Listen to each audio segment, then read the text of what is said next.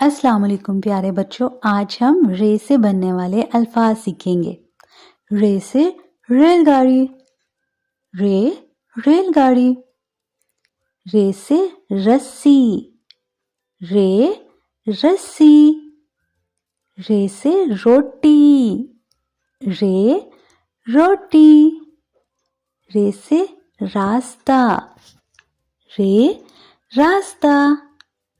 رے سے رسالہ، رے رسالہ۔ رے سے رات، رے رات۔ رے سے ریگستان، رے ریگستان۔